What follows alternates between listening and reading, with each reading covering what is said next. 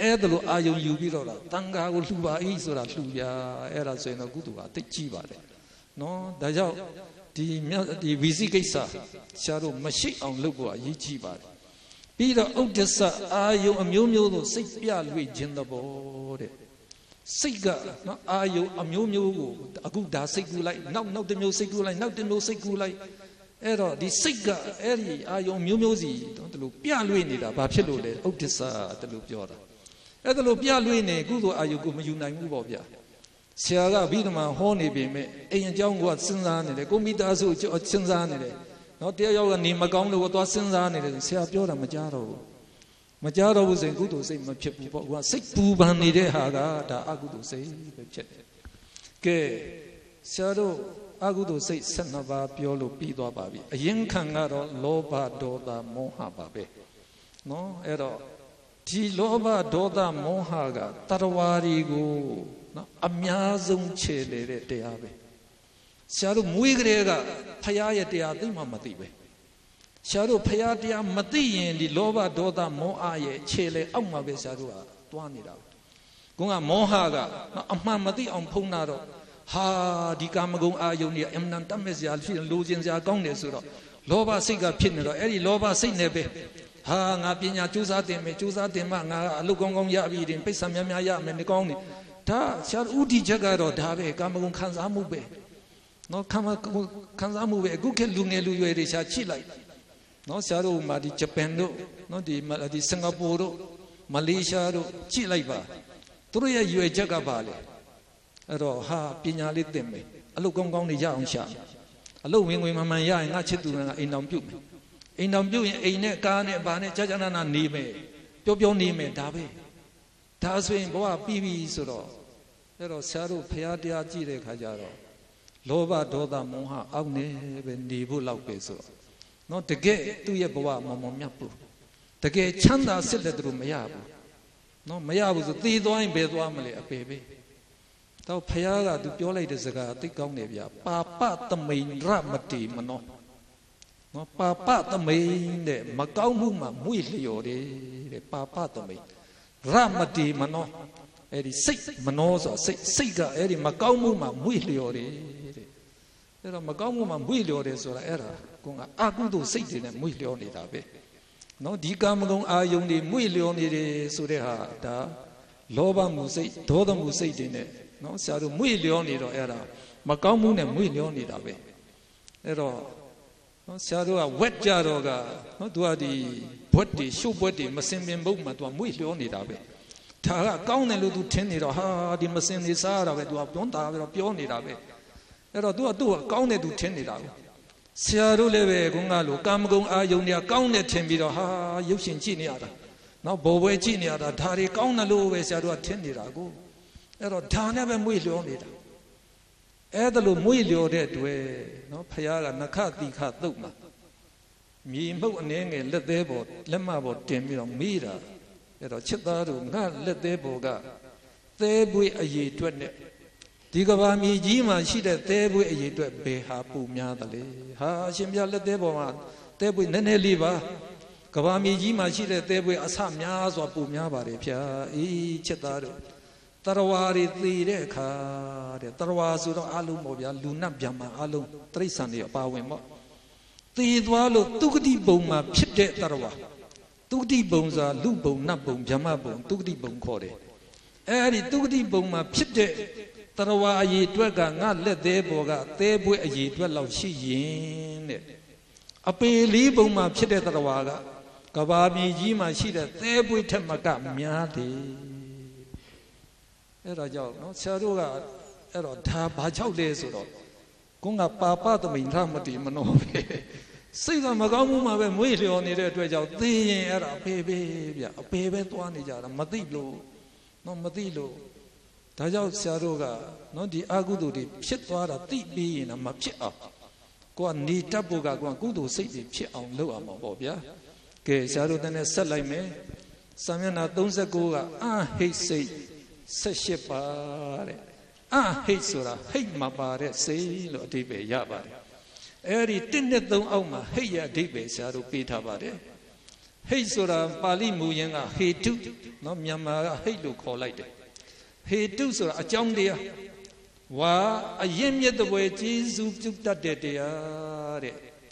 အရင်မြတ်တပွဲတစ်ပင်မှာအရင်မြတ်ရှိရင်ဒီအပင်ပေါက်မှာပေါ့ဗျာဒီအပင်စီကားနေမှာပေါ့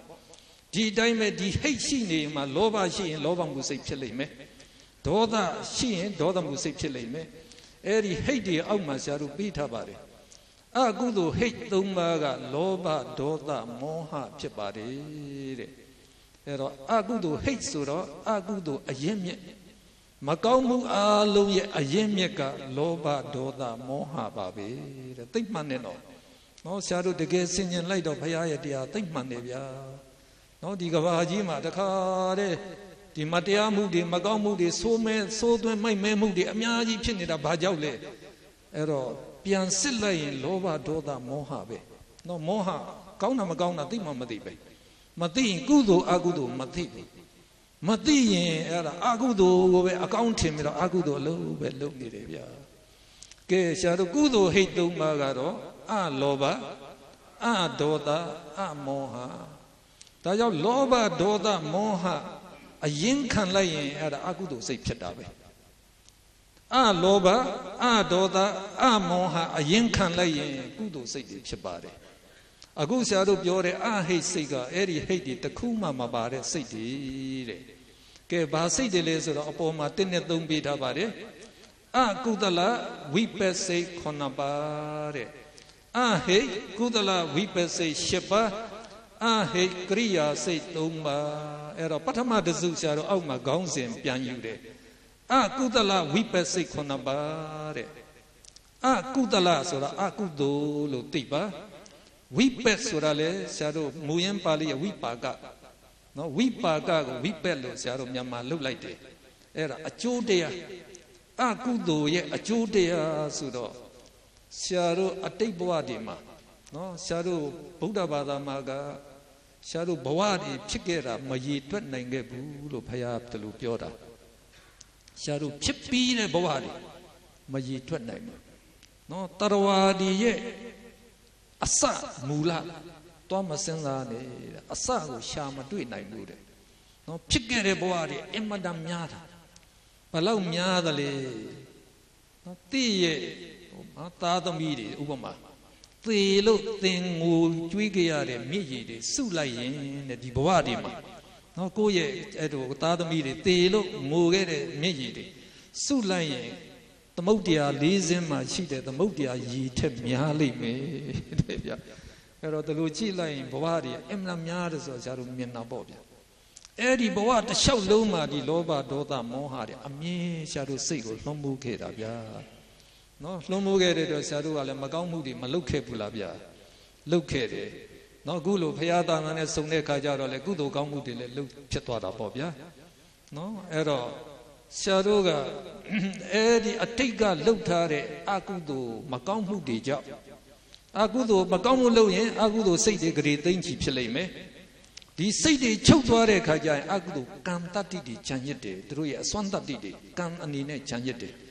ဆရာတို့တစ်သီးတွေမှဲ့ကြွေကြလို့တစ်စိတွေကြံတယ်လို့ပေါ့ဗျာနော်အဲ့တော့ဒီစိတ်ဖြစ်ပြီးချုပ်သွားရင်သူ့ရဲ့အစွမ်းတတ္တိတွေကခြံရစ်တယ်အဲ့ဒါဆရာတို့စိတ်အစဉ်မှာအဲ့ဒါကံတတ္တိလို့ခေါ်တာနော်ကံတတ္တိလို့ခေါ်တယ်အဲ့ဒီအကုသိုလ်ကံတွေကဆရာတို့စိတ်မှာအမြဲပါတယ်ဗျာအမြဲလိုက်နေတယ်နော်အမြဲလိုက်နေတယ်ဆရာတို့အခုကုသိုလ်ကံလုတ်သွားရင်လည်းကုသိုလ်ကံတွေကလိုက်နေမှာပဲဒါကြောင့်ဘုရားကတပ်ပေတတ္တကမ္မတကတရဝအာလုံးဟာတဲ့ကိုလှုပ်ထားတဲ့ကုသိုလ်ကံအကုသိုလ်ကံသာလျင်ကိုပိုင်ဥစ္စာရှိတယ်တဲ့ကိုနဲ့အမြဲလိုက်မှာဒီကံပဲတဘဝပြီးတဘဝဆရာတို့သေသွားဒီကံနဲ့လိုက်တယ်ဗျာအဲ့တော့အဘိဓမ္မာဆရာတို့သင်လိုက်ရင်ဒါနားလည်မှာပါနော်နားလည်လာမှာပါတပြည့်ပြည့်အဲ့ဒီအတိတ်ကလှုပ်ထားတဲ့အကုသိုလ်ကံတွေရဲ့အစွမ်းကြောင့်အကုသလဝိပဿိ9ပါးအခုဆရာတို့စီမှာဖြစ်ပါတယ်တဲ့ကဲအကုသလစိတ်9ပါးကိုနော်ဒီမှာဆရာတို့ဇရာခွက်ကလေးနဲ့လှုပ်ထားပါတယ်အဲ့ဒီမှာအနှုတ်လက္ခဏာက6ခုပေးထားတယ်ဥပိ္ပခာသဟဂုတ်တွေပေါ့ပြီးတော့နံပါတ်5တခုကတော့ဆရာတို့နော်ခုံကုန်းကလေးပေးထားတာအဲ့ဒီခုံကုန်းကလေးကိုတော့ဒီမှာပေးထားတယ်သူ့ကိုတော့ဒုက္ခသဟဂုတ်လို့ဖတ်ပါတဲ့ အဲ့တော့ဒီကနော်ဆရာတို့အကုသလဝိပက်စိတ်9ပါးအဲ့တော့ကြည့်လိုက်တော့အနှုတ်လက္ခဏာကအကုသလဝိပက်ကဲဆရာတို့ဒီမှာအကုသလဝိပက်9ပါးနော်အနှုတ်လက္ခဏာက6ခုဒီခုံကုန်းကတစ်ခုအဲ့ဒီခုံကုန်းကတော့ဆရာတို့ကဒုက္ခသဟကုဒုက္ခကကိုယ်မှာဆင်းရဲတဲ့ခံစားမှုစောစောကဒေါမနတကစိတ်မှာဆင်းရဲတဲ့ခံစားမှုကိုယ်မှာဆင်းရဲတဲ့ခံစားမှုချင်းကြိုက်သွားတယ်မိလောင်သွားတယ်ဆူဆူသွားတယ်ဒါဆိုရင်ကိုယ်မှာဆင်းရဲတဲ့ခံစားမှုနော်အဲ့ဒီဒုက္ခသဟကုဆိုတာဒီတစ်ခုပြီးတော့ဆရာတို့အောက်မှာနော်နည်းနည်းဒီသင်္ကေတနဲ့အောက်မှာဆရာတို့ကြည့်သွားလို့ရပါပြီအဲ့တော့စက်ကတော့စက္ခုဝိညာဉ်စက္ခုဆိုတာမျက်စိဝိညာဉ်ဆိုတာစိတ်ပဲနော်အဲ့တော့ဝိညာဉ်လို့မဖတ်နဲ့နော်ဆရာတို့ညကြီးဆိုရင်ညတချမ်းကဝိနဲ့ပေါင်းတာတော့ဝိလို့ဖတ်ပါအဲ့တော့ဝိညာဉ်ဆိုတာလေစိတ်ပဲအဲ့တော့မြင်သိစိတ်တော့အဓိပ္ပာယ်ပေးတာပေါ့ဗျာသောကတော့သောထဝိညာဉ်ကြာတိစိတ်ဂါနဝိညာဉ်နန္တိစိတ်ဇိကတော့ဇိန်ဝါအဲ့ဒါလေဇိဝါလို့မဖတ်နဲ့တဲ့သူကဇိန်ဝါလို့ဖတ်ပါတယ်ဗျာဇိန်ဝါဝိညာဉ်စိတ်စာတိစိတ်ပြီးတော့ကာယဝိညာဉ်စိတ်ထိတိစိတ်ပြီးတော့တန်ကတော့တံပတိဆိုင်အဲ့ဒီတံပတိဆိုင်ကလည်းမူရင်းပါဠိကတံပတိဆနလို့သုံးတယ်ဒါကြောင့်ဆရာတို့နငယ်တတ်ထားပါတယ်နော်နငယ်တတ်ပြီးမယ်အတန်ထွက်တော့ငတ်တတ်အတန်တိုင်းပဲထွက်ပါတယ်တံပတိဆိုင်စိတ်အာယုံလက်ခံတဲ့စိတ်တန်တီရဏစိတ်အာယုံစူးစမ်းတဲ့စိတ်ကဲစိတ်နာမည်လေးဆရာတို့ဖတ်ကြည့်လိုက်အောင်ဥပိ္ခာတဟကုစက္ခုဝိညာဉ်စိတ်ဥပိ္ခာတဟကုသောတဝိညာဉ်စိတ်ဥပိ္ခာတဟကုဂါနဝိညာဉ်စိတ်ဥပိ္ခာတဟကုဇိန်ဝါဝိညာဉ်စိတ်ဒုက္ခသဟကုကာယဝိညာဉ်စိတ်ဥပိ္ခာတဟကုတံပတိဆိုင်စေဥပိ္ခာတဟကုတန်တီရဏစေတစ်ကနေ5ခုနော်တစ်ကနေ5ထိစိတ်5ပါးကတော့အာယုံ5ပါးကိုသိတဲ့စိတ်ပဲနော်အစင်အတန်အနတ်အယတာအထိတွေ့အဲ့ဒီအာယုံ5ပါးကိုပဲကာမဂုဏ်လို့ခေါ်တယ်ဗျာနော်ကာမဂုဏ်လို့ဆရာတို့ပြောနေဒီအာယုံ5ပါးပဲတော့ကာမဂုဏ်ခံစားတယ်ဆိုတာလည်းပဲဒီအာယုံ5ပါးခံစားတာပဲကဲအကုသလဝိပက်အကုသိုလ်ကံရဲ့အကျိုးဆိုတော့ကကောင်းတဲ့အကျိုးဖြစ်မလားမကောင်းတဲ့အကျိုးဖြစ်မလားအဲ့ဒါမကောင်းတဲ့အကျိုးပဲမကောင်းတဲ့အကျိုးဆိုတော့အဲ့ဒါမကောင်းတဲ့အာယုန်တွေနော်ဆရာတို့မနှစ်သက်တဲ့မကောင်းတဲ့အာယုန်တွေမြင်ရတာကြားရတာနာမ်သိရတာအဲ့ဒီအကုသလဝိပက်စိတ်တွေဖြစ်လိမ့်မယ်နော်ဆရာတို့ကကိုကမကောင်းတဲ့အာယုန်ကိုမုန်းတဲ့လူတွေ့တယ်နော်အဲ့တော့ကိုကဟာမစင်ပင်ဘုတ်တွေတွေ့တယ်ယွန်စရာတွေတွေ့တယ်အဲ့ဒီခါဆိုရင်ဒီအကုသလဝိပက်စက္ခုဝိညာဉ်စိတ်ဖြစ်လိမ့်မယ်ကိုယ်ကိုဆဲဆိုတဲ့အတန်နော်ဒါဆိုရင်လည်းဘာနဲ့အဲ့ဒီကြားသိစိတ်ဘာစိတ်ဖြစ်မလဲအကုသလဝိပက်သောတဝိညာဉ်အိန္ဒာတက်တဲ့နာနဲ့နာဤကိုကရှူရတယ်အဲ့ဒါဆိုရင်အကုသလဝိပက်ဂါနဝိညာဉ်ဖြစ်တယ်နော်ကွာဟာစားလိုက်တဲ့အစာကပုတ်တိုးနေတယ်ဆိုတဲ့ခါကျတော့နော်ယွန်စရာကြီးဖြစ်နေအဲ့ဒါလေအကုသလဝိပက်ဇိန်ဝါဝိညာဉ်ဟောလက်မိလောင်သွားတယ်ချင်းကြိုက်သွားတယ်ကဲအဲ့ဒီခါမှာအဲ့ဒါနော်ဒီဒုက္ခသဟကုကာယဝိညာဉ်စိတ်ဖြစ်တယ်ဗျာကဲအဲ့ဒါလို့နော်စိတ်ဖြစ်သွားတဲ့ခါမှာနည်းနည်းကြည့်နော်စိတ်ဖြစ်ပုံလေးဆရာတို့ကမြင်သိစိတ်ဘာကြောင့်ဖြစ်တယ်လဲလို့မေးရင်အစင်းအာယုံနဲ့မျက်စိတိုက်လို့နော်လာထိတိုက်တဲ့အတွက်ကြောင့်မြင်သိစိတ်ဖြစ်တယ်လို့ခေါ်ပါတယ်အခုဆရာကိုကြည့်တော့မြင်သွားကြတယ်မဟုတ်လားအဲ့တော့နော်ဘယ်လိုလုပ်မြင်တာလဲလို့မေးရင်ဆရာတို့ဆရာရဲ့ခန္ဓာကိုယ်ကနေပြီးတော့အလင်းရောင်နဲ့အမြဲပြန်ပါတယ်ပြန်လင်းတန်းခေါ်တာပေါ့ဗျာဒီပြန်လင်းတန်းကိုပဲဆရာရဲ့ပုံတရံရှိတဲ့ပြန်လင်းတန်းကိုပဲဒါအစင်းအာယုံလို့ခေါ်တာ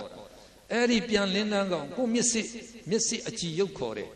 ဆရာတို့မျက်နှာဝန်းမှာကြည်နေတဲ့ရုပ်ကိုအဲ့ဒါမျက်စိအကြည်ရုပ်ခေါ်တယ်အဲ့ဒီမှာပုံရိပ်သွားထင်တာပဲနော်အဲ့ဒီမှာပုံရိပ်သွားထင်တယ်အဲ့တော့ဒီအစင်းအာယုံကဒီမျက်စိအကြည်ရုပ်နဲ့သွားတိုက်ရင်တဲ့မြင်သိစိတ်တစ်ချက်ဖြစ်တယ်နော်မြင်သိစိတ်တစ်ချက်ဆိုတော့ဘယ်လောက်ကြာတယ်လဲလို့မေးတော့လက်တစ်ဖြစ်ဒီလက်တစ်ဖြစ်မှာစိတ်ကတိသသိန်းလို့ပြောတာ စိတ်ကတိတသိန်းတော့နဲရမဟုတ်ဘူးလက်တစ်ဖြစ်မှာကတိတသိန်းဆိုတော့စိတ်တစ်ခုဖြစ်သွားတဲ့အချိန်ဘယ်လောက်ကြာမလဲဒီလက်တစ်ဖြစ်ရဲ့ကတိတသိန်းပုံတပုံသေးဆိုတော့အင်မတန်မြန်ဖတ်ဆိုတဲ့ချက်သေးပဲနော်အဲ့တော့ဒါရောက်မြင်သွားတယ်ဆိုတာမြင်ကမျှပဲရှိတယ်မြင်သည့်စိတ်ကပဲတစ်ချက်သေးမြင်လိုက်တယ်ဒါပဲရှိသေးတယ်ဆရာတို့သိတဲ့အစိတ်မရောက်သေးဘူးဒါပြောတယ်ဗျာနော်မြင်တဲ့စိတ်ကပဲတစ်ချက်ကလေးမြင်သွားတယ်မြင်ပြီးရင်ဒီစိတ်ကသူချုပ်ပြီးမဲ့စိတ်တို့ရဲ့နော်တဘာဝက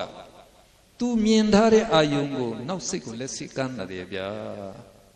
နော်ဒီမြင်သည့်စိတ်သူချုပ်တော့မယ်ဆိုရင်အဲ့ဒီမချုပ်ခင်ဒီအာယုံနောက်ဖြစ်တဲ့စိတ်ကိုလက်စိတ်ကမ်းတယ်စိတ်ကတလုံးပြီးတလုံးမြန်မြန်ကြီးဖြစ်နေတယ်နော်အဲ့တော့မြင်သည့်စိတ်ချုပ်သွားလို့အဲ့ဒါလက်စိတ်ကမ်းလိုက်တော့ဘယ်စိတ်ကလက်ခံတယ်လဲဆိုရင်အဲ့ဒါတံပတိဆိုင်စိတ်ကလက်ခံတယ်တဲ့ဒီအာယုံမပြောက်အောင်တစ်ချက်လေးပြန်ပြီးတော့သူထိမ့်ပေးလိုက်တာပေါ့ဗျာလက်ခံထိမ့်လိုက်တဲ့ချက်ပေါ့ပြီးရင်သူလည်းချုပ်ပြန်ပြီဆိုတော့သူမချုပ်ခင်အဲ့ဒီအာယုံနောက်စိတ်လက်စိတ်ကမ်းမြန်နေအဲ့ဒီနောက်စိတ်ကဘာလို့လဲတန်တိရဏစိတ်ဗျာနော်တန်တိရဏစိတ်ရဲ့တန်ဝန်ကတော့သူက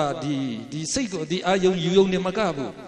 အာယုံကောင်းမကောင်းသူစုံစမ်းလိုက်ရတယ်တစ်ချက်ကလေးစုံစမ်းလိုက်တာပေါ့စုံစမ်းပြီးတော့သူဘာဖြစ်သွားလဲသူလည်းချုပ်ပြန်ပြီချုပ်ပြီးတဲ့ခါကျအဲ့ဒါနောက်စိတ်ဖြစ်ပြန်တယ်ဗျာနော်အဲ့တော့နောက်စိတ်ကတော့ဒီထဲမှာတော့မပေါ်ဘူးအဲ့တော့ရှားတော့နောက်စိတ်ကဟောဒီမနောဒွါရဝိဇ္ဇံဖြစ်တယ်ဗျာနော်မနောဒွါရဝိဇ္ဇံကဒီအာယုံကောင်းမကောင်းဆုံးဖြတ်တယ်ခုကတန်တိရဏကစုံစမ်းတယ်ဒီစုံစမ်းတဲ့အချက်လက်ပေါ်မှာအခြေခံပြီးတော့သူဟာဒါကောင်းတယ်ဒါမကောင်းဘူးသူကဆုံးဖြတ်တာနော်အဲ့ဒါဟာဒီအာယုံကောင်းတယ်ဆိုရင်အဲ့ဒါဟာလှတယ်တိတယ်ကောင်းတယ်ဆိုရင်လိုချင်တဲ့စိတ်ဖြစ်သွားအဲ့ဒါလောဘမှုစိတ်ဖြစ်တာပဲအဲ့ဒီလောဘမှုစိတ်နဲ့ခံစားတဲ့အခါကျတော့မှဆရာတို့သိတယ်တဲ့ဒီအာယုံပြဟာဒီအာယုံမကောင်းမှုဒါရန်သူကငါမကြည့်ချင်ဘူးဆိုရင်ဒေါသမှုစိတ်ဖြစ်တယ်ဗျာနော်အဲ့ဒီလောဘမှုစိတ်ဒေါသမှုစိတ်တို့ဆိုတာဒီအာယုံนี่မြင်ပြီးမြင်ကွာနှစ်သက်ရင်လောဘမှုစိတ်မနှစ်သက်ရင်ဒေါသမှုစိတ်တို့ကနောက်လိုက်ပြီးတော့ဖြစ်တဲ့သဘောမျိုးပေါ့ဗျာဒါကြောင့်တံပတိဆိုင်တန်တိရဏကမလိုဘူးလားနော်လိုတယ်ဟိုမှာအတန်ကနားတစ်ချက်လက်တိုင်းတစ်ချက်ကလေးကြားသည့်စိတ်ကတစ်ချက်ကလေးဖြစ်သွားတာသူချုပ်သွားတဲ့နဲ့အဲ့ဒီအတန်ကိုဘဒုစီလက်စိတ်ကမ်းအောင်မလဲတံပတိဆိုင်စီလက်စိတ်ကမ်းအောင်ပါပဲဒီတံပတိဆိုင်ကအာယုံလက်ခံတန်တိရဏအာယုံကောင်းမကောင်းစုံစမ်းပြီးရင်အဲ့ဒါမနောဒွါရဝိဇ္ဇံအဲ့ဒါအာယုံကောင်းမကောင်းဆုံးဖြတ်တယ်ဗျာဆုံးဖြတ်ပြီးမှအဲ့ဒါကောင်းရင်ကောင်းတဲ့အလျောက်နော်ကောင်ကလောဘစိတ်ဒေါသစိတ်နဲ့ရှားတို့ကခံစားတယ်အဲ့ဒီခံစားတဲ့အခါမှာရှားတို့သိတာဒီအာယုံသိတာနော်အဲ့တော့ဒီအာယုံကကောင်ကရှားတို့ဒီစိတ်အစင်မှာနော်ကောင်လက်စိတ်ကမ်းသွားတဲ့ဟာကအဲ့ဒါစိတ်တစ်လုံးပြီးတစ်လုံးနဲ့တော့သူကမ်းသွားတာပဲဒီလိုကမ်းသွားတဲ့အတွက်ကြောင့်လည်းပဲဆရာတို့ရုပ်ရှင်ကြည့်ပြီးပြန်အာယုံယူတဲ့ခါကျတော့ဒီဇလန်အစားကနေဆုံးတိဆရာတို့ပြန်တော့စိတ်ကူးထဲမှာမပေါ်ဘူးလားအဲ့ဒါဘာဖြစ်လို့ပေါ်လဲ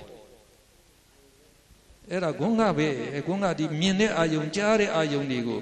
ဒီစိတ်ပါတစ်လုံးပြီးတစ်လုံးလက်စိတ်ကမ်းနေအဲ့ဒါတစ်လုံးပြီးတစ်လုံးလက်စိတ်ကမ်းနေရောပဲနော်ဒါမြင်သည့်စိတ်မြင်ထားတဲ့ဟာတွေအဲ့လိုပဲကမ်းသွားတယ်ကြားသည့်စိတ်ကြားတဲ့ပြန်ပြီးတော့ကမ်းသွားတယ်ဗျာနော်အဲ့တော့ဒါစိတ်တို့ရဲ့သဘာဝပါကဲဒါလို့ဆိုရင်ဆရာတို့ဒီစိတ်ခုနှစ်ခုဖြစ်ပုံလေးသိပါပြီသိရင်အဲ့တော့အကုသလဝိပက်နော်စိတ်ခုနှစ်ပါးရှိတဲ့အလိုပဲနောက်စာမျက်နှာ40နော်အောက်ခြေနာမှာအဟိကုသလဝိပက်စိတ်8ပါးဆိုပြီးတော့ဆရာတို့ပေးပါတယ်အဟိဆိုတော့ဟိတ်မပါတော့ကုသလဝိပက်ကုသိုလ်ကံဤအကျိုးဖြစ်သောစိတ်8ပါးနော်အဲ့ဒါအဟိကုသလဝိပက်စိတ်8ပါးကဲဒီစိတ်တွေရှားတို့ဒီမှာပြထားတာကြည့်ရင်တော့ပိုကောင်းတယ်နော်ဒါအကုသလဝိပက်9ပါးအဟိကုသလဝိပက်8ပါးရှားတို့ကြည့်လိုက်ရင်နော်အထက်နဲ့အောက်ကြည့်ခြင်းနှိုင်းစင်လိုက်အဲ့တော့ဒီစိတ်9ပါးနဲ့ဒီ9ပါးအထိကတော့တူတူပဲဘာကွာတယ်လဲဆိုရင်ဒီမှာခုံကုန်းအစာရှားတို့ဒီမှာဝီနော်ဝီဒီပါလေးဓာလေးပြောင်းလိုက်တာဓာလေးတစ်ခုပဲအဲ့တော့ရှားတို့ဒီခုံကုန်းကဒုက္ခသဟကိုဒီဝီကိုတော့ဒုက္ခသဟကိုဒုက္ခဆိုတော့ကိုယ်မှချမ်းသာတဲ့ခံစားမှုတဲ့အဲ့ဒါဒုက္ခနော်ဒီသောမနတကစိတ်မှချမ်းသာတဲ့ခံစားမှုဒုက္ခကကိုယ်မှချမ်းသာတဲ့ခံစားမှုအဲ့တော့ဆရာတို့ကအိုက်တဲ့ချိန်မှာရတ်တောင်လေးခတ်လိုက်တယ် နော်မှာပန်ကားလေးလေခံလိုက်တယ်အဲ့တော့ကိုမချမ်းသာတော့ဘူးလားအေးသွားတော့ပဲကျတော့ဟာကိုချမ်းသာတယ်လို့ကျတော့ထင်တော့ပေါ့ဗျာနော်အဲ့ဒါလို့ကျတော့အိဆက်နေတဲ့အိယာပေါ်လှည့်ချလာဟာဒါလေးကိုနော်ဒါဒီကောင်းတဲ့အတွေ့နဲ့ဆိုရင်ချမ်းသာသွားတယ်အဲ့ဒါဒုက္ခသဟကိုလို့တလူပြောပါတယ်အဲ့တော့တူတူပဲဆိုတော့နာမည်ကတူတူပဲပေါ့ဗျာအပေါ်နဲ့အောက်တခုပဲတိုးသွားတာကသောမနတသဟကိုတန်တီရဏစိတ်တလုံးတိုးပါတယ်ကဲဆရာတို့ဆိုကြည့်မယ်နော်ဒီစာအုပ်ထဲဒီစာမျက်နှာ41မှာတော့နာမည်တွေပေးထားပါတယ်အဲ့ဒါမကြည့်ပဲနဲ့နော်ဒီဇာတ်ဝယ်ကြည့်ပြီးတော့ဆရာတို့ခေါ်ကြည့်ပါနော်တော်မှဆရာတို့ကလည်းနည်းနည်းအလွတ်ရသွားတော့ပေါ့လေအဲ့တော့သိဖို့ကဒီ၅ခုပဲနော်စက္ခုသောတာဂာနာဇိန်ဝါကာယပြီးရင်တံပတိဆိုင်တန်တီရဏဒီခုနှလုံးပဲကဲဒါသိရင်ဆရာတို့ဆိုလို့ရပြီဥပိ္ခာသဟကိုစက္ခုဝိညာဉ်စိတ်ဥပိ္ခာသဟကိုသောတာဝိညာဉ်စိတ်ဥပိ္ခာသဟကိုဂာနဝိညာဉ်စိတ်ဥပိ္ခာသဟကိုဇိန်ဝါဝိညာဉ်စိတ်ဒုက္ခသဟကိုကာယဝိညာဉ်စိတ်ဥပိ္ခာသဟကိုတံပတိဆိုင်စိတ်ဥပိ္ခာသဟကိုတန်တီရဏစေသောမနတသဟကိုတန်တီရဏစေအဲ့တော့ကောင်းတဲ့အာယုံ၅ပါးနော်ဆရာတို့မြင်ရတယ်ကြားရတယ်နာသိတဲ့အခါမှာဒီအဟိကုသလဝိပက်စက္ခုဝိညာဉ်သောတာဝိညာဉ်ဂာနဝိညာဉ်ဇိန်ဝါဝိညာဉ်တွေဖြစ်ပါတယ်အဲ့တော့စက္ခုဝိညာဉ်ဖြစ်ပြီးရင်လည်းပဲဒီအဟိကုသလဝိပက်တမ္ပရိဆိုင်စိတ်ကအာယုံလက်ခံရပါတယ်ပြီးရင်အာယုံတော်ယုံတန်ယုံကောင်းတယ်ဆိုရင်ဥပိ္ခာသဟကိုတန်တီရဏစိတ်နဲ့ကောင်းမကောင်းစုံစမ်းပါတယ်အာယုံသိကောင်းတဲ့အခါကျတော့အဲ့ဒီစုံစမ်းတဲ့အခါမှာတင်ပဲဝမ်းမြောက်ဝမ်းသာဖြစ်တယ်ဗျာနော်ကိုအင်မနာမြင်ခြင်းနဲ့ကိုယ့်ရဲ့တငယ်ချင်းကိုယ့်ရဲ့ချစ်သူဟာတွေ့တဲ့အခါဟာသိဝမ်းသာရတဲ့အခါမျိုးကြရင်အဲ့ဒီမှာနော်ဒီစုံစမ်းနေတဲ့ခိုက်တင်ပဲသောမနတတန်တိရဏစိတ်ဖြစ်ပါတယ်ဒါကြောင့်ဒီမှာသောမနတတန်တိရဏစိတ်လေးတစ်ခုတိုးသွားတာပေါ့ဗျာ၈ပါးဖြစ်သွားတယ်ဒါ9ပါးဒါ၈ပါးလေးဖြစ်သွားပါအဲ့တော့အဲ့ဒီစိတ်အစဉ်တွေကနော်ဒါအမြဲဖြစ်နေတာဆရာတို့ဒီဒါတကား၅ပေါက်လို့ခေါ်တယ်ဓွာရ၅ပါးလို့ခေါ်တယ်မျက်စိနားနှာရှာကိုနော်ဓွာရ၅ပါးတကား၅ပါးအာယုံ၅ပါးတွေကအမြဲလာမတိုက်ဘူးလားအစင်အတန်အနအယတာအထိတွေ့အဲ့ဒီအာယုံတွေကိုကိုကနှစ်သက်တယ်နော်ကောင်းတယ်လို့ကိုထင်တယ်ဆိုရင်အဲ့ဒါကုသိုလ်ကံကြောင့်တွေ့ရတယ်ကြုံတွေ့ရတယ်လို့တလို့ယူတယ်ဗျနော်ဆရာတို့ကဒီအာယုံကောင်းမကောင်းတွေ့ရတာကိုလှုပ်ထားတဲ့အတိတ်ကံပါတယ်တဲ့ဗျာနော်အတိတ်ကကံကောင်းတဲ့လူတွေဆိုရင်ကောင်းတဲ့အာယုံတွေပဲသူကများများတွေ့လိမ့်မယ်နော်မှာဆရာတို့ဆိုပါတော့ Elizabeth ဘီမာတို့လို Charles မင်းသားတို့လိုတကယ်နန်းတော်မှာတကယ်ကောင်းတဲ့အာယုံတွေပဲသူတို့တွေ့များမှာပေါ့ဗျာဟောဆင်းရဲသားတွေတကယ်နော်ညစ်ပတ်ပြီးနေအဲ့ဒီနော်ဒီရက်ွက်မှနေရတဲ့ခါကျတော့မကောင်းတဲ့အာယုံပဲဆဲတန်းဆိုးတန်းနေပဲသူကကြားနေရမှာဒါကြောင့်ကိုယ့်ရဲ့အတိတ်ကုသိုလ်ကံကောင်းရင်ကောင်းတဲ့အာယုံတွေများများတွေ့မယ်နော်ကိုယ်ကုသိုလ်ကံမကောင်းရင်အဲ့ဒါမကောင်းတဲ့အာယုံတွေများများတွေ့တယ်အဲ့တော့ဒါရောက်ဆရာတို့မကောင်းတဲ့အာယုံတွေစုံတွေ့ရင်တဲ့သူများပြစ်မတင်နဲ့ကိုယ့်ရဲ့အကုသိုလ်ကံကြောင့်မြင်တာပဲလို့တူယူရတယ်ဗျာနော်တူယူလိုက်နိုင်တယ်ဆိုတော့အဲ့ဒါစိတ်ကစိတ်မဆိုးတော့ဘူးပေါ့လေစိတ်ချမ်းသာသွားတဲ့သဘောပေါ့ဒါကြောင့်ဒီစိတ်တွေဖြစ်သွားတာလည်းပဲဖြစ်သေးတဲ့အတိုင်းဖြစ်သွားတာဒါစိတ်တနိယမခေါ်တယ်ဖြစ်မြဲတမတာပေါ့ဗျာဒါဆရာတို့ကကောင်းတဲ့အာယုံဆိုကိုနှစ်သက်သဘောကျတဲ့အာယုံကောင်းတဲ့အာယုံခေါ်တယ်နော်အဲ့ဒီကောင်းတဲ့အာယုန်တွေနဲ့တွေ့ရင်အဲ့ဒါအကုသလဝိပက်စကုဝိညာဉ်သောတာဝိညာဉ်စသည်ဖြစ်သွားပါတယ်မကောင်းတဲ့အာယုန်တွေနဲ့တွေ့တဲ့အခါမှာကြတော့ဘာစိတ်တွေဖြစ်မလဲအကုသလဝိပက်စကုဝိညာဉ်သောတာဝိညာဉ်ဂာဏဝိညာဉ်စသည်ဖြစ်ပါတယ်ဒါလို့ဆိုရင်ရုပ်ရှင်ဆရာတို့ကနော်နှစ်သက်နေတဲ့ရုပ်ရှင်ကြည့်နေတဲ့အခါဘာစိတ်ဖြစ်မလဲလို့ဒါစာမေးပွဲမှာမေးပါတယ်ကဲဘာစိတ်ဖြစ်မလဲဖြေကြည့်ပါအဲ့တော့နော်မြင်တွေ့မှာရုပ်ရှင်မင်းသားချောတယ်လှတယ်ရုပ်ရှင်မင်းသားကိုမြင်နေတဲ့အခါဘာစိတ်ဖြစ်တယ်လဲ မြင်နေတဲ့ခိုက်ဆိုမြင်သိစိတ်ဖြစ်ရမှာပေါ့အဲ့ဒီမြင်သိစိတ်ကနှစ်ခုရှိတယ်အာကုသလဝိပက်စက္ခုဝိညာဉ်လားသို့မဟုတ်အာဟိကုသလဝိပက်စက္ခုဝိညာဉ်လားဆိုတော့ဘာစိတ်ဖြစ်မလဲအဲ့ဒါကောင်းတဲ့အာယုံဆိုကရှာပြောတယ်လို့ကုသိုလ်ကံကြောင့်ဆိုရင်အာဟိကုသလဝိပက်စက္ခုဝိညာဉ်ဖြစ်တယ်လို့သိပါကိုကခွေးသေးဘုတ်ကြီးမြင်နေဆိုရင်အဲ့ဒါဘာစိတ်ဖြစ်မလဲ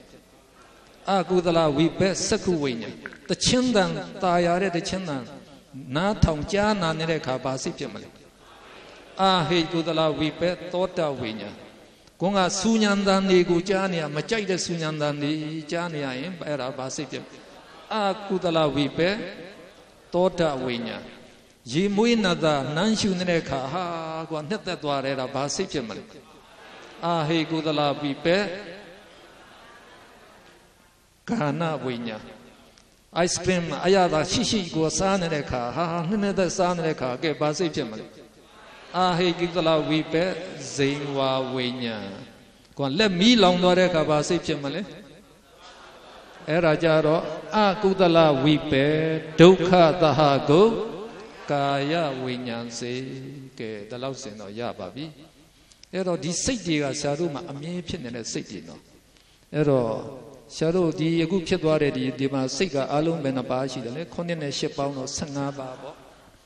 ပြီးတော့ဟောဒီပင်စဒွါရဝိဇံမနောဒွါရဝိဇံကလည်းပဲသူတို့ကအခုဆရာတို့ဆက်ပြောမှာပါသူတို့လည်းအဲ့ဒီအာယုန်နေမြင်နေကြတယ်မှာသူတို့လည်းပါတယ်ပါတဲ့အတွက်ဒီ16ခုကဆရာတို့စီမှာအဖြစ်အများဆုံးစိတ်အမြဲလို့ကမြင်နေကြတယ်ဆိုသူတို့အမြဲဖြစ်နေပြီနော်အမြဲဖြစ်နေပြီကဲကောင်းပြီဒါဆိုရင်ဆရာတို့အဲ့ဒီစာမျက်နှာ42သွားလိုက်ပါမယ်42မှာကအဟိကရိယာစိတ်3ပါးဆိုပြီးတော့သင်္ကေတနဲ့အောက်ကနာမည်နဲ့တွဲပြီးတော့တခါတည်းဖတ်လိုက်ကြအောင်နော်နံပါတ်1ကတော့ဥပိ္ခာသဟကိုပင်စဒွါရဝိဇံစေနှစ်ကဥပိ္ခာသဟကိုမနောဒွါရဝိဇံစေသုံးကသောမနတသဟကိုဟာတိတုပ္ပစေကဲရှားတို့အဓိပ္ပာယ်အောက်မှာပြထားတယ်ပင်စဒွါရဝိဇံစေပင်စကငါဒွါရကတကားပေါက်နော်တကားလို့ဒီလိုပြန်လိုက်လို့ရတယ်အဝိဇံကစင်ကြင်နှလုံးသွင်းတယ်တဲ့အဝိဇံစင်ကြင်နှလုံးသွင်းတယ်ဒါကြောင့်ဆရာတို့အဓိပ္ပာယ်ဖွင့်ပေးထားပါတယ်မျက်စိနာနှာရှာကိုယ်ဒီဟုသောတကား၅ပေါင်း၌ထင်လာသည့်အာယုံများကိုစင်ကြင်နှလုံးသွင်းတတ်သောစေကဲဒါသိရင်နောက်တစ်ခုသိတယ်မနောဒွါရဝိဇံစေမနောဒွါရဆိုတာအဲ့ဒါစိတ်တကားပေါ့မနောဆိုတာစိတ်ဒွါရကတကားအဝိဇံစင်ញနှလုံးသွင်းတယ်ဒါကြောင့်စိတ်တကားပေါင်း၌ထင်လာသည့်အာယုံကိုစင်ញနှလုံးသွင်းတတ်သောစေဟာတိတုပ္ပစိတ်မြတ်စွာဘုရားနဲ့ယဟန္တာတို့ပြုံးရတဲ့စိတ်ပြုံးရတဲ့ဆိုတာနှစ်သက်သဘောကြလို့ပြုံးတာနော်ဒါကြောင့်သူကသောမနတသဟကိုဒါချမ်းသာတဲ့ခံစားမှုနဲ့ရှင်ပြီးတော့ဖြစ်သွားတယ်အဲ့ဒီဟာတိတုပ္ပစိတ်ကဘုရားယဟန္တာမှာပဲဖြစ်နိုင်တယ်ကြံတဲ့ပုဂ္ဂိုလ်တွေမှာမဖြစ်နိုင်ပါဘူးနော်ပြီးတော့ဘုန်းကဆရာတို့ပြောသွားတယ်ပင်စဒွါရဝိဇံအဲ့ဒီတကား၅ပေါက်ဆိုတာဒီမျက်စိနာနာရှာကိုမှာပဲအဲ့ဒီတကား၅ပေါက်မှာအာယုန်တွေထင်ထင်လာရင်သွားပြီးတော့ဆင်ញင်နှလုံးသွင်းရမှာကပင်စဒွါရဝိဇံစိတ်ပဲနော်သူဆင်ញင်မှနှလုံးသွင်းမှဆရာတို့အဲ့ဒီအာယုန်ကိုသိတာတဲ့ဗျာဆင်ញင်နှလုံးမသွင်းရင်မသိဘူးနော်အခုဆရာဒီမှာရပ်နေတော့ဒီမှာရှိမှရှိတဲ့လူတွေအားလုံးရဲ့ပုံရိပ်ဆရာမျက်စိမှာမထင်ဘူးလားထင်တယ်ထင်ပေမဲ့အားလုံးကိုဆရာတပြိုင်နဲ့မြင်အောင်ကြည့်လို့ရပါမလားအဲ့တော့ဆရာတယောက်ချင်းဆရာအာယုံယူတဲ့လူမှသာတိတိကျကျသိသွားတာပေါ့အဲ့ဒါလို့တယောက်ချင်းအာယုံယူတာဘာလို့လဲဆိုရင်ပင်စသွားတာဝိဇံပဲနော်ထင်ဆရာတို့ကမျက်စိမှာအာယုံထင်နေတယ်လို့အတန်အာယုံတွေကတော့နားမှာမကြားနိုင်ဘူးလားနော်ကြားနိုင်တယ်ဒါကြောင့်ဆရာတို့ဒီအာယုံတွေကတပြိုင်နဲ့လို့ထင်နိုင်တယ်နော်ဆရာတို့မှာရင်မွေးနာတာနော်ဆွတ်ဖြန်းတဲ့လူတွေဆိုရင်ရင်မွေးနာကလည်းနှာခေါင်းမှာအမြဲထင်းနေမှာပေါ့ကိုထိုင်နေတဲ့ခါကျတော့ကြမ်းပြင်းတဲ့တင်ပါကလည်းအမြဲထိနေမှာပေါ့အဲ့တော့အထိတွေ့ကလည်းရှိတယ်အနကလည်းရှိတယ်အဲ့တော့ကိုကနော်ချွင်းကန်းလေး ဒီပဲမင်းလေးငုံထားတဲ့ဆိုရင်လည်းအရသာကလေးကိုသိနေမှာပေါ့အဲ့တော့ဒီတကား၅ပေါက်မှာအာယုန်တွေကတပြိုင်နဲ့ထင်နိုင်တယ်ထင်ပေမဲ့ဆရာတို့အဲ့ဒီပင်စတော်ရာဝိဇ္ဇံဆင်ញံနှလုံးသွင်းမှုမလုပ်ရင်မသိဘူးတတိမမူဂူမမြင်ဆိုတဲ့စကားမျိုးပေါ့နော်ဆိုပါတော့အမေကသိနော်ဖျားနေပြီဟာငါဆရာဝန်ပြီးခေါ်မှာပဲဆရာဝန်ပြီးခေါ်ဖို့ပဲကွာလောနေတဲ့ခါသွားနေတဲ့ခါတငယ်ချင်းတွေဖြတ်သွားတဲ့ဘေးမှာကိုမြင်ရလားမသိဘူးတော့ကိုတငယ်ချင်းတွေဖြတ်သွားမယ်ကိုစိတ်ကအမေပဲရောက်နေတာကိုဒါပဲစိတ်ကူးတော့ဒါပဲဟာကားရှိရောက်လာတော့ကိုမသိဘူးကားဟွန်တီတော့ဘုံဆုံးဟာကွာခုံပြီးတော့ကွာနော်ဖယ်ရတဲ့သဘောမျိုးဖြစ်သွားတာဒါကြောင့်တစ်ချိန်မှာဆရာတို့အာယုံယူတာပဲသိတာတတိမမူကူမမြင်တတိမူမကူမြင်တယ်ဆိုတဲ့အတိုင်းပေါ့ဗျာအဲ့ဒီပင်စသွားတာဝိဇ္ဇံဆင်ញံနှလုံးသွင်းမှသိတယ်တဲ့ဒါလို့သိတဲ့အတွက်ကြောင့်လေဆရာတို့ကအာယုံဒီမရောပဲနဲ့တစ်ခုပြီးတစ်ခုသိတာပေါ့ဗျာဆရာတို့ရေဒီယိုမှာဆိုရင်နော်ဒီအန်တင်နာမှာအတန်လွှင့်ဌာနမျိုးမျိုးကအတန်တွေဗျိုင်းတူလာမရိုက်ဘူးလားရိုင်းတူရိုက်လို့ဒီအတန်တွေအားလုံးဗျိုင်းတူပေါ်ရင်ဆရာတို့အတန်ကွဲပါတော့မလား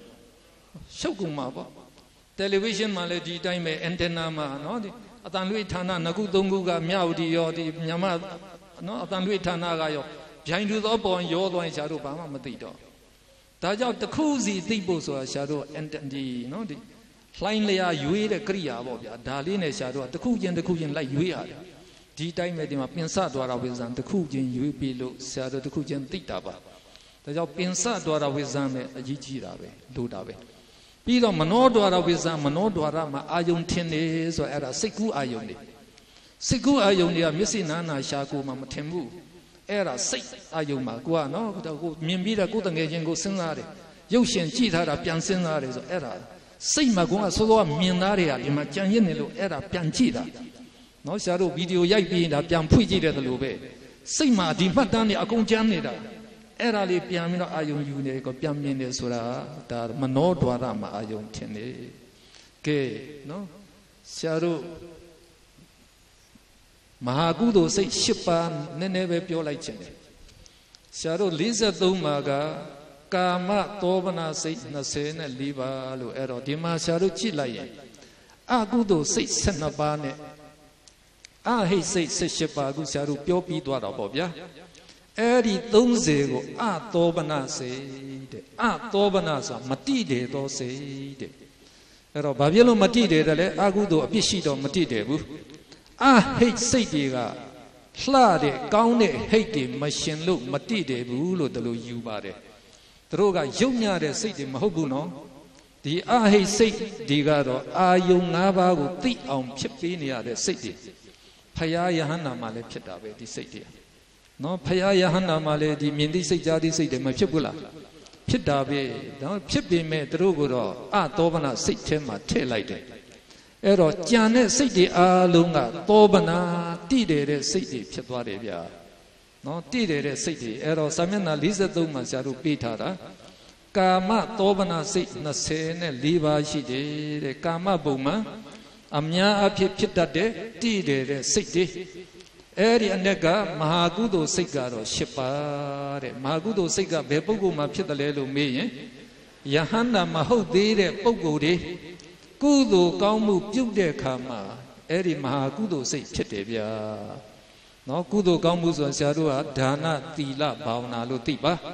အဲ့တော့ဒါနသီလဘာဝနာကောင်းအခုဆရာတို့နော်စာဖျားစာနားထောင်နေတယ်တရားစာလိလာနေတယ်ဆိုရင်ဒါဘာဝနာကုသိုလ်ခေါ်ပါတယ်နော်အဲ့တော့ဒါတွေကအဲ့ဒီချိန်မှာမဟာကုသိုလ်စိတ်တွေဖြစ်ပါတယ်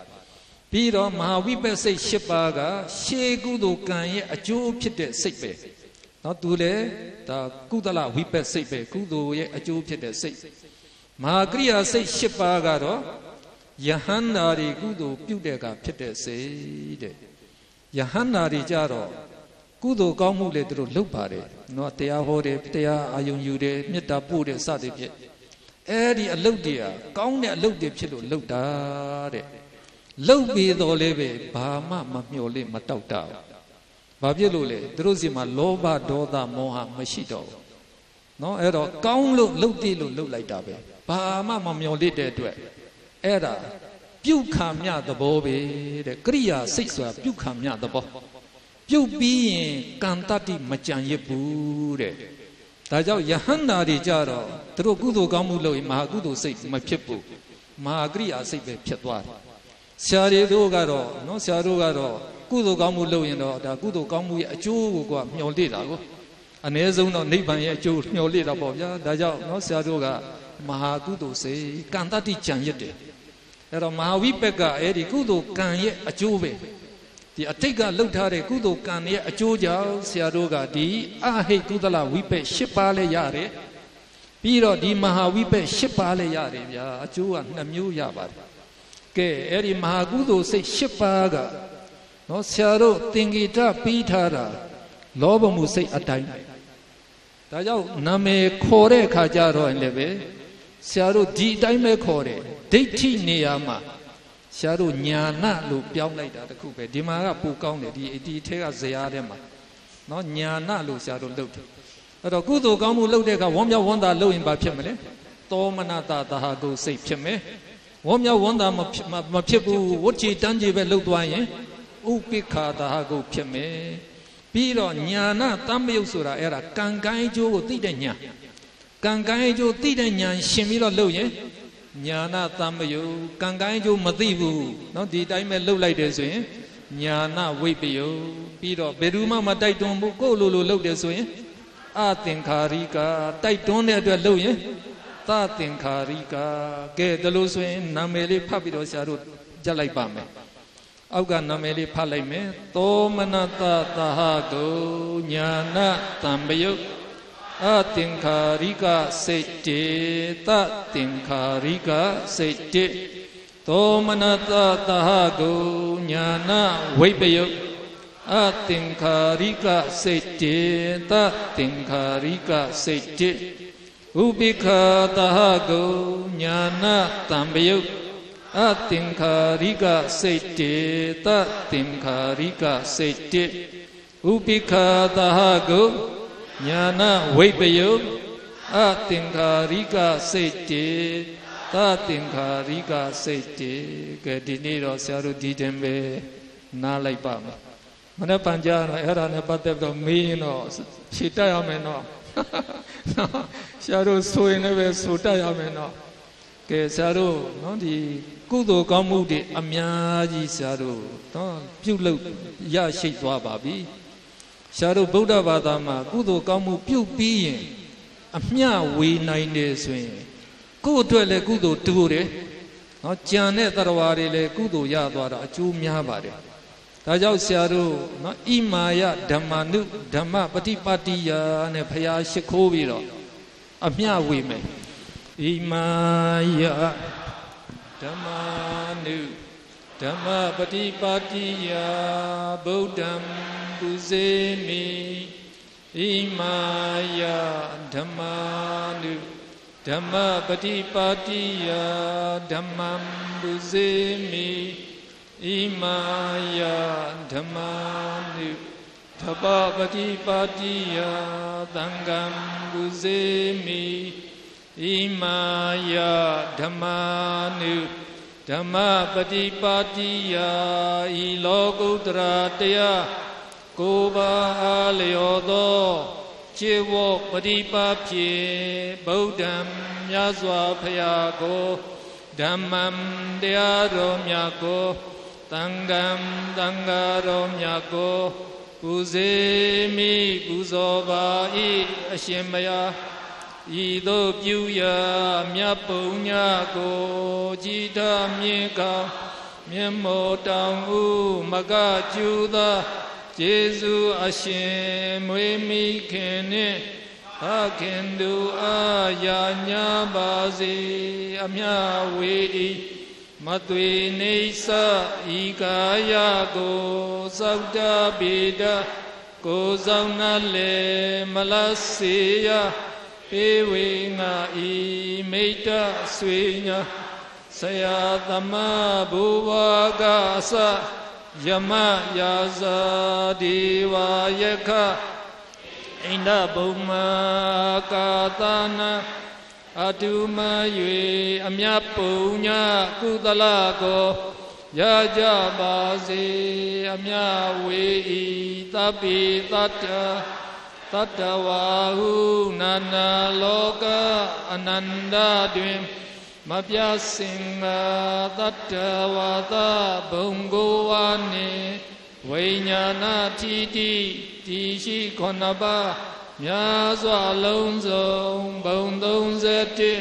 Chepye Amya Viniya Amya Kudo Pewe Loi Tokudala Mya Punya Ko Amya Yaja Di Pyesedo Wadong Dare Mi Pandu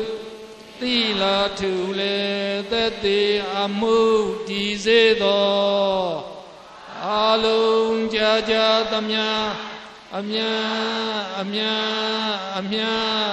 Yura Mujaba Gongla Tadu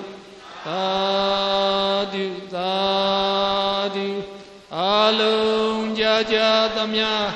Amya Yura Mujaba Gongla Tadu Alung Jaja Tamya Amya Yura Mujaba Gongla